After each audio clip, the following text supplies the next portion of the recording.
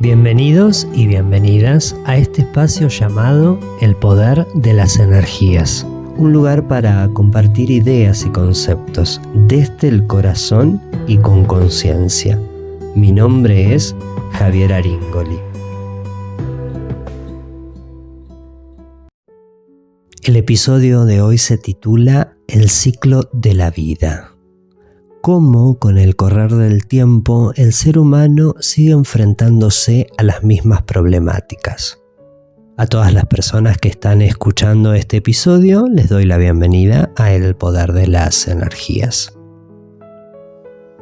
Hace una semana más o menos, recordé que en Argentina, en los años 90, existió un programa que era un programa radial, pero luego fue televisado, donde la gente llamaba, planteaba su problemática actual y era como un intercambio, ¿no?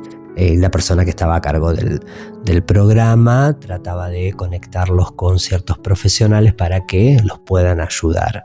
Lo que ahora en un punto sería el streaming, el podcast.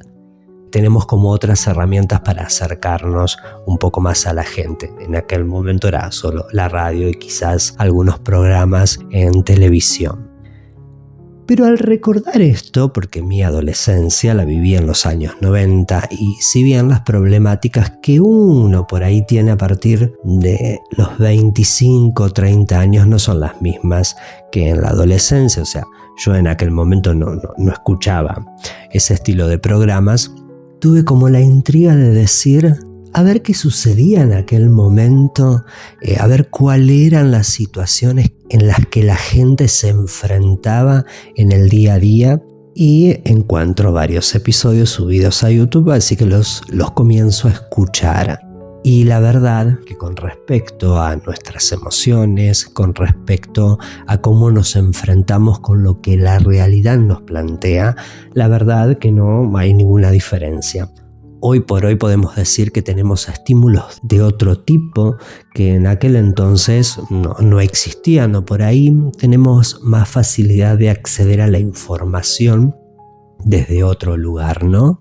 Pero aún así a veces ese acceso a la información no nos permite conectar con esa parte que es esencial en el ser humano. Conectarnos con nuestro ser y conectarnos con lo que está sucediendo afuera, haciéndome responsable de que lo que sucede en gran parte es por una decisión personal, es por una forma de ver la realidad de una determinada manera. Y realmente en las cosas en las que el ser humano se va enfrentando día a día, no tienen mucha diferencia entre generación y generación. Siempre es lo mismo, ¿no? Planteos de ansiedad, planteo de desconexión emocional, planteo de no poder entender lo que me está sucediendo y por qué me está sucediendo. Planteos en la relación con los otros. Siempre el vínculo como que tiene ese gran espejo donde nos podemos ver y donde aún así, por más información que tengamos, hoy por hoy, aún así nos cuesta un montón conectar con los demás. Hoy tenemos más herramientas que quizás nos acercan a las personas, pero en un punto nos terminan alejando también, porque no está esta conexión física, personal, ¿no? Pareciéramos que todos estamos interpretando un personaje y nos regimos bajo ciertas reglas y ciertas normas y así. Entonces, cuando tenemos una crisis existencial, el ser humano que vivía en los 90 con el ser humano que vive ahora es exactamente lo mismo. Nos encontramos como perdidos, como desamparados. La gran conexión que sentí que todo siempre se lleva a lo mismo, ¿no? Cuando una persona tiene contención, cuando una persona logra encontrar un lugar donde se la puede escuchar, donde se la puede comprender y donde no se la juzga, es ahí donde puede desarrollar lo que le está sucediendo y llegar a un proceso mucho más enriquecedor para con uno mismo. Siempre hemos estado buscando lo mismo, siempre buscamos amor, buscamos que los otros nos vean. Por eso es tan importante para nosotros los vínculos y por eso es tan importante poder comprender nuestras emociones, porque al comprender lo que nos pasa interiormente es más fácil comunicárselo a los demás y es más fácil poder movernos en lo social de una manera mucho más sana para cada uno. Yo siempre digo, no debemos olvidar que cada individuo es único, por más que vivamos bajo las mismas situaciones económicas, sociales, políticas, lo que fuese, cada individuo es único porque la historia que arrastra es única en cada uno y siempre vamos a actuar desde ahí.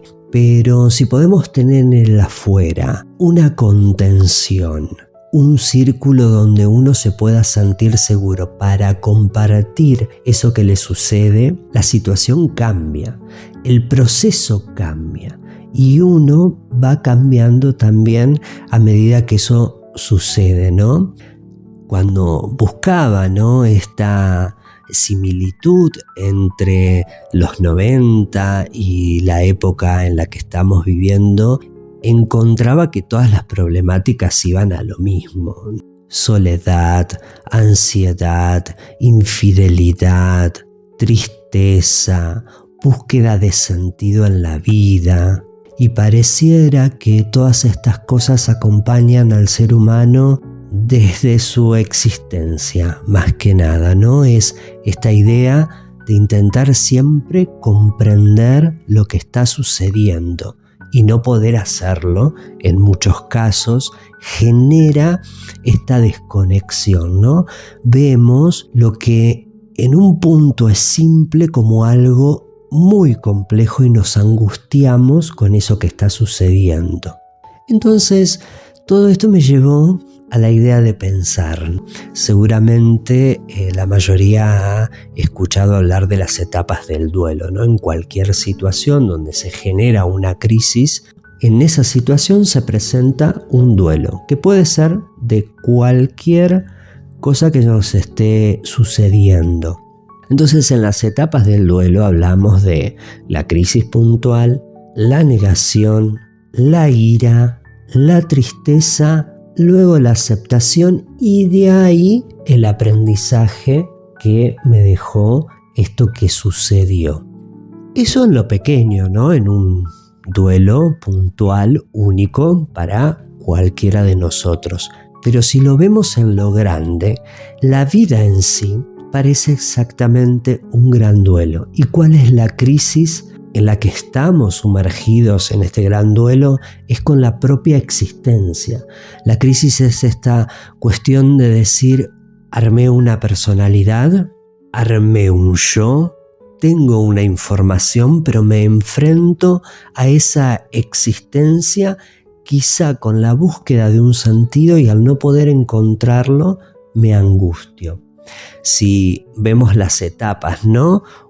Uno en la niñez es una hoja en blanco, ¿no? Ahí no hay información, ahí hay puro ser, hay acción continuamente. Es como la etapa más maravillosa que hemos vivido todos y que la olvidamos en un punto.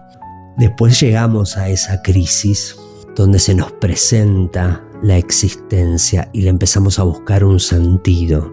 Tenemos una etapa en nuestras vidas de negación, de ira también, porque queremos ser pero no nos dejan ser, entonces reprimo cosas, otras las tomo pero no son las que necesito y vamos ahí, ¿no?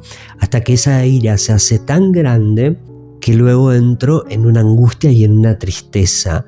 Hoy por hoy yo lo percibí en mi vida personal, pero lo percibo también en la gente que atiendo.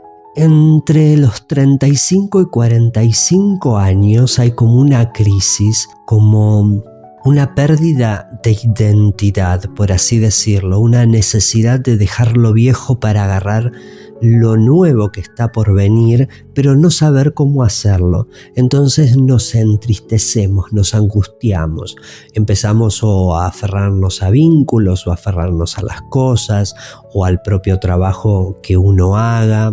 Buscamos como esa tristeza manejarla. ¿Por qué? Porque ya estamos en una adultez, ya quizás estamos estables socialmente, pero a muchos, yo me incluyo porque me ha pasado, decir, venimos con una personalidad que no es la que vibra con nuestro ser, entonces me estoy buscando y ahí me angustio y me da tristeza porque en un punto ya tengo la conciencia para poder darme cuenta que estoy ahí nomás de la aceptación, ¿no? De esto del duelo que hablamos, ¿no? De que la vida es un gran duelo. Entonces estoy ahí nomás de la aceptación, porque soy consciente de que hay mecanismos, de que hay patrones que en un punto no sirven, pero me da miedo soltarlo, porque es soltar la comodidad que en un punto me incomoda, pero ya llevo siendo esto más de 30 años, entonces ¿cómo hago para soltar todo, ¿no? Porque uno es como que piensa que tiene que dejar todo de golpe, ¿no? Ese periodo de llegar a la aceptación se va haciendo más largo, más corto, más tedioso, más angustioso, dependiendo de cada caso, pero es como que siempre lo vemos lejanos, porque aceptar algo es tener que soltar todo lo viejo, entonces se crea una incertidumbre. Cuando podemos encontrar un balance entre lo que es nuestra mente, lo que es nuestro ser, lo que es nuestro cuerpo físico también, y el lugar que ocupamos para con nosotros mismos y para con los otros también, podemos aceptar y podemos ahí llegar a lo que en un punto muchas culturas llaman, ¿no?, la iluminación, esta cosa de decir el aprendizaje que quedó de todo esto, ¿no? Y creo que hacia ahí vamos, pero es tan grande la existencia para nosotros y por más que a veces quisiéramos negar esa parte, nos sentimos tan diminutos ante esa existencia y es lógico y tiene que ser así porque somos seres humanos, la existencia es grande, la naturaleza es grande. Pero al no poder comprender esa grandeza, porque nosotros, en vez de sentirnos parte de esa misma grandeza, nos llevamos a recluirnos, nos llevamos a lo chiquito, a lo diminuto y a lo individual nos separamos. Entonces ahí es donde está la tristeza. Nos llenamos también de mucha información a la cual no le damos utilidad, ¿no? Esto que yo planteaba, ¿no? Este programa que veía en los años 90 con el de ahora, me daba cuenta de esto, ¿no? En los 90 no existía esa información, entonces era muy difícil poder quizás hacer que el otro comprenda lo que le estaba sucediendo. Hoy por hoy tenemos la posibilidad de que esa información existe y de que somos conscientes a veces de un montón de cosas, pero todo eso que tenemos como información y lo que creemos que somos conscientes, hay que asimilarlo, hay que llevarlo al ser. Y ahí es donde es muy importante el silencio interno, la comprensión. Entender que en un punto hay un absurdo, pero ese absurdo no me tiene que generar dolor. Al contrario, en un punto tengo que tomar a la existencia como si fuese un gran chiste cósmico. Entonces, estoy acá para aprender. Hay una anécdota que habla de en los últimos días de Buda, creo que es como el inicio del Zen. Buda siempre fue un ser muy lógico, de hablar mucho, porque quería compartir el mensaje y quería que la gente pueda entender y comprender, ¿no? Entonces, el ser humano tiene esta cuestión con el lenguaje, que es lo que hace el lenguaje, nos acerca, ¿no? La palabra nos da como una mejor comprensión, ¿no? Porque nos conecta en un punto con la mente también que somos. Entonces Buda era un ser de hablar mucho. Cuestión que en ese momento puntual, Buda, ante una multitud enorme, se acerca a esta congregación totalmente en silencio con una flor en las manos y se sienta y se queda observando la flor. Y comienza a pasar el tiempo, las horas, la gente se empieza a impacientar y de pronto, como en el fondo, uno de los discípulos que había comienza a reírse y a reírse mucho. Entonces Buda lo llama y le entrega la flor y le dice que con esta flor entregaba la verdad de la iluminación. La historia tiene varias aristas. En un punto, para el Zen, la flor es un símbolo de receptividad. Las plantas, los árboles tienen una sensibilidad que pueden captar la energía de una forma diferente. Entonces, ¿qué estaba haciendo Buda mirando a la flor? Trasladando toda su esencia a esa flor. Y diciendo esto en un punto, que la verdad no puede ser transmitida en palabras, la verdad se tiene que sentir. Entonces, para la gente parecía ilógico que Buda esté en silencio, pero ahí se estaban sucediendo un montón de cosas. Y este discípulo que comienza a reírse es porque se dio cuenta de lo ridículo que estaba sucediendo, ¿no? Que Buda había generado toda una situación para que también así sea, pero como la gente, ante la posibilidad de que Buda estaba entregando su esencia, ya se estaban impacientando, o sea, decir, quiero que me hables, quiero que me digas algo, porque la mente lo que quiere es eso, no quiere estar en silencio, no quiere estar callada. Entonces, tenemos que prestar atención. Toda la información que recibimos, la recibimos porque nuestra mente está agitada y quiere seguir en agitación, y porque no podemos llegar a ese silencio interno, porque si es así me tengo que replantear la situación, tengo que ir hacia adentro y lo que pase adentro, hacerme responsable y hacerme cargo de eso, ¿no? Esa anécdota la encontré en uno de los libros de Osho y en una parte dice así, dice, el discípulo se rió de la estupidez humana, se impacientan y piensan, ¿cuándo se parará Buda y terminará con esto del silencio? Así nos podemos ir a casa. Entonces, de eso se reía el discípulo. Y concluye, el discípulo entendió. ¿Qué entendió? Entendió que no hay nada que entender, que no hay nada que decir, que no hay nada que explicar. Toda la situación es simple y transparente. No hay nada oculto en ella. No hay necesidad de buscar, porque todo lo que es está aquí y ahora, en tu interior. Y también se rió de sí mismo, de todo el absurdo esfuerzo de tantas vidas, tanto pensar solo para entender este silencio. Y ahí podemos concluir en esta cuestión, ¿no? En cada generación hay estímulos diferentes, pero las cosas que sentimos por dentro las seguimos sintiendo exactamente de la misma manera. La gente en los años 20 sufría de la misma forma en que en los años 40, en los 90 e incluso en cómo lo estamos haciendo nosotros ahora. ¿Y qué rescatamos de todo esto?